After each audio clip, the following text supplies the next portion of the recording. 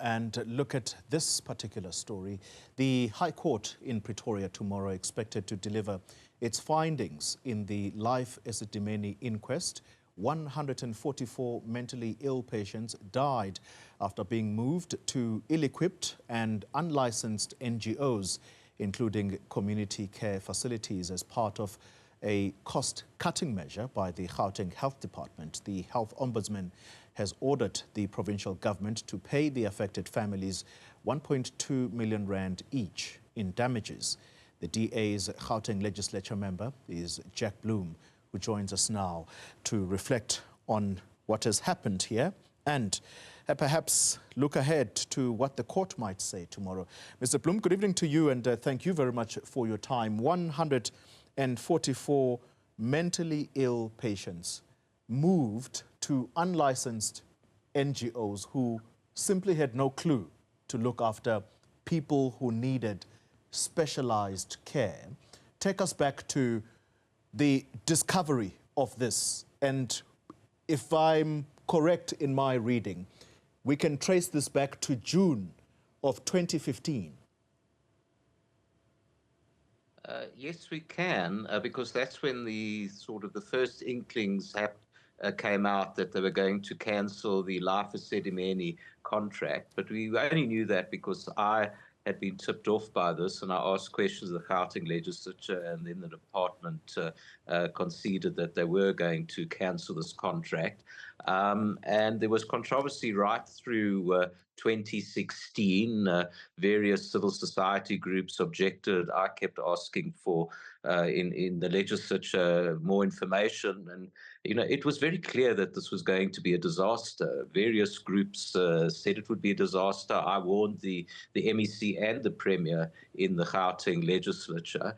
And in September 2016, that's nearly 8 years ago, I asked a question in the legislature to then MEC for Health, Kwadani Mshlangu, whether there'd been any deaths. And that was the first time that we had confirmation that there were deaths. She said there were 36 deaths. I thought it was a terribly high number, and it was shocking. And following that revelation, the Health Ombudsman, Professor Mahoba, was set up.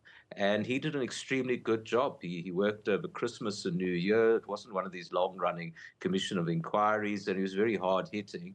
And by January of 2017, his findings came out, which were absolutely devastating, forced the resignation of MEC Mshlangu, and some disciplinary hearings that they dodged of various officials. They ended up resigning. But, it's now 8 odd years that since we first had these removals to the NGOs and people started dying. And we still don't have justice for the families, for the victims. Tomorrow, I think, when the inquest announces their findings and recommendations, I hope that we can expedite this matter, because it's been a very long time. They're actually going to hopefully recommend criminal charges, which the NPA will have to bring, then it'll have to go to court, and the court will establish, innocence or guilt. Yeah. I'm just so very, very sorry that it's taken so long. I mean, the burden on the families is immense, and I think we need to find ways of speeding up these investigations. Yeah.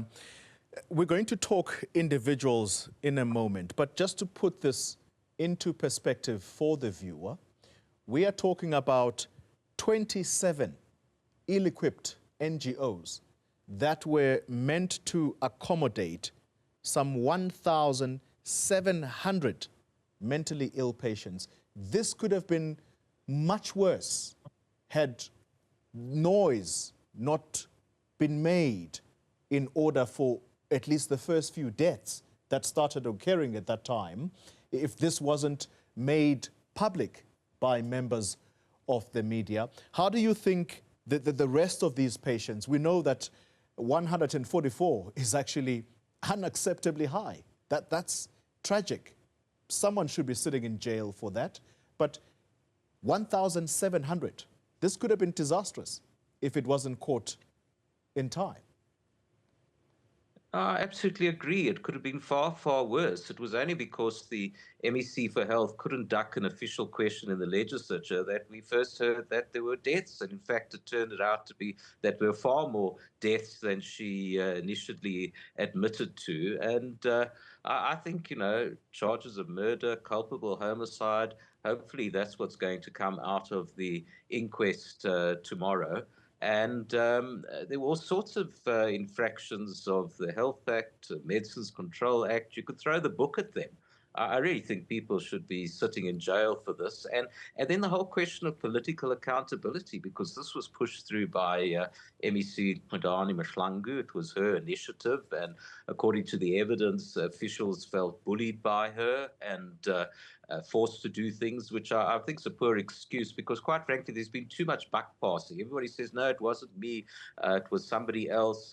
And hopefully the inquest does establish where the direct accountability lies. Also, indirect accountability, because people should be held to account for that as well, and political accountability. Yes, this should never have gone through, and it could have been far, far worse. And just it wasn't just the 144 deaths; they obviously suffered before they died, but there were hundreds who suffered in these terrible NGOs, which should never have been accredited to take mentally ill people. And as a result, there was compensation paid. It's well over 400 million rand in total that has so far been paid out to the victims and their families. But I think that what should come out of this really is, reforms and to really treat mentally ill people with respect and care that they deserve. And I'm afraid to say that I don't think that lesson has been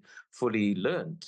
I think there's a number of what you could call silent Esidimenis happening all the time because people are still abused in certain institutions. And the department is very slow in paying subsidies for mental health patients. So there are very good NGOs. You must be careful not to tar all NGOs with the same brush. There's some excellent NGOs who are doing wonderful work looking after very vulnerable people who don't get the support they deserve. And the Department of Health and the Gauteng Department of Social Development, they continue to delay paying subsidies and putting immense pressure on these very worthy NGOs. And I don't think mentally ill people are treated well in hospitals either. We still hear reports of violence and suicides, and this is because we don't have properly equipped mental health wards in our hospitals, and there's a great deal of work to be done there. Yeah. The relatives of those who died have asked for a living memorial in the form of better treatment for mental health patients. And I think we still have to arrive at that moment where we can say we are doing all we can for vulnerable mental health patients. Yeah, and talking about the NGOs, I know that the current premier has actually had to issue an apology for the treatment of some of the NGOs who, as you say, have not been paid on time and have fallen on hard times. Let's then look at some of the people here. Qedani Mahlangu was the MEC who ultimately penned his signature to this contract, terminating it. But there were other officials. Dr. Makgabo Manamela, I remember her being questioned relentlessly by the people that were heading up this commission, and key among them the former Deputy Chief Justice Sikgang Mosenege, and she was accused time and again of being evasive. Who, in your mind, should be ultimately held responsible here, and what should happen on the back of what is likely to be announced tomorrow out of this inquest? Well, there were definitely senior officials. There was the then health of the then head of department, Dr. Barney Silabano. I think various senior officials who I think incriminated themselves with the Commission of Inquiry by Justice Moseneke. We've heard an enormous amount of evidence. It's all been public, so it's all there. And again, the political accountability. This is going to be a very important precedent. Politicians are very good at saying, well, the officials did it, but who initiated in the first place? It was MEC Madani Mashlangu. So I think that her role needs to be scrutinized very carefully, and I certainly think charges should be pressed against her. So yes, the political accountability, the senior officials involved, many of whom are passing the buck, and then of course the people in the NGOs where these people died. I think there's a lot of blame to go around, and I don't think anybody should be let off the hook. They do deserve a fair trial, but first charges need to be laid and evidence laid out. And then finally, I hope we have justice that is seen to be done. For the viewers who may not be aware, I mean, it's taken 8 years to get to the decision that we're about to hear tomorrow. For people who may not understand, what is an inquest? Because you've just prompted yet another question about people then ultimately being charged. What is an inquest, and how does it relate to if, of course, people are ultimately proven to have been responsible for a particular decision? How does that then translate into people being charged criminally? Well, we've never had anything like this at all. It's unprecedented to have a joint inquest for 144 deaths. So, it'll be very interesting to see how it's handled tomorrow. But evidence was led. It is a judicial inquest. I think, all the procedures have been followed, and we will hear what they have to say. But it shouldn't just stop at the people who died and who was implicated in that. It should look at the people who approved these NGOs and people who inflicted suffering on other people who didn't die but certainly suffered. I think that there's a very wide range of charges that can actually be laid. Many of those charges should lead to prison services, to prison sentences. So I think that it'll be, a great precedent in South Africa if we have criminal charges laid against everybody, and the question of political accountability should be settled, because then politicians can't hide behind officials anymore, and hopefully they're far, far more careful in future when they're dealing with the lives, especially of very vulnerable people. Yeah, because no matter your mental condition, dignity is what everybody is guaranteed under our Constitution. Thank you very much for your time. Jack Bloom is a DA Gauteng Legislature member.